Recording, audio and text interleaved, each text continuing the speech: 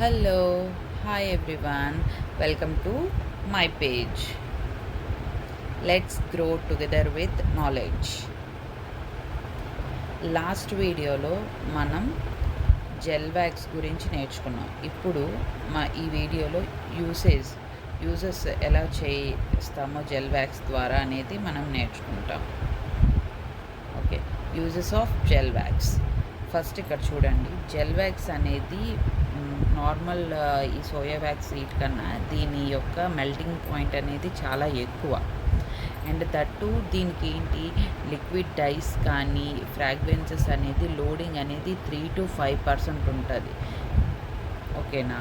Next వచ్చేసి ఇది ఈ జెల్ వ్యాక్స్ అనేది మనం క్లియర్ కంటైనర్స్లోని మనం చేయగలం అన్నమాట. ఎందుకంటే దీంట్లో మనం అంటే థీమ్ బేస్డ్ కింద వెళ్తాము. క్రియేటివిటీ గట్రా మనం బాగా యూసేజ్ చేయగలం అన్నమాట. క్లియర్ కంటైనర్సే యూజ్ చేయాలి, లైక్ గ్లాస్ జార్స్ అలాంటివి యూజ్ చేయగలం అన్నమాట. నెక్స్ట్ వచ్చేసి దీంట్లోని మనం బోల్డ్ థీమ్స్లోకి వెళ్ళచ్చు. చూడండి, ఇక్కడ dessert theme, drink candle theme, rainbow theme, చాలా థీమ్స్లోకి వెళ్ళచ్చు. చూడండి, ఇక్కడ ఆర్టిస్టిక్ సీన్స్లోకి వచ్చినప్పటికీ చూడండి, ocean theme, shells theme, glass marble theme, Christmas tree theme చూడండి ఇక్కడ. అలాంటివన్నీ వీటిలోకి సీజనల్ ఎలిమెంట్స్లోకి గట్టా కూడా మనం ఇచ్చేయచ్చు అనమాట. అండ్ ఇది మెయిన్ థింగ్ ఏంటంటే, ఇది ఫుల్లీ ట్రాన్స్పరెంట్ ఉండడం వల్ల క్రియేటివిటీ అనేది చాలా బాగా యూసేజ్ అవుతుంది. అండ్ జెల్ టైప్ కన్సిస్టెన్సీ కాబట్టి మనకి క్లీన్గా బర్నింగ్ అవన్నీ అవుతుంది. స్మోకింగ్ అలాంటివి మనదేమీ ఉండదు, కాకపోతే లాంగ్ లాస్టింగ్గా బర్న్ అవుతుంది.